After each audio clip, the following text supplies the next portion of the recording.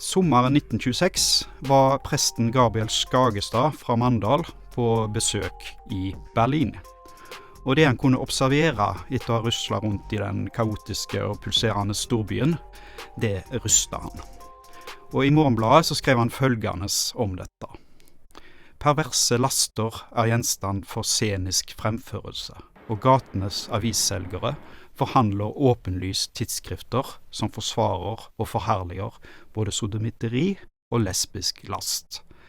Tidsskriftene utgives av store organisasjoner til fremme av disse formål. Om en ser forbi den fordømmende tonen i dette, så var Skagestad sin beskrivelse ganske presis.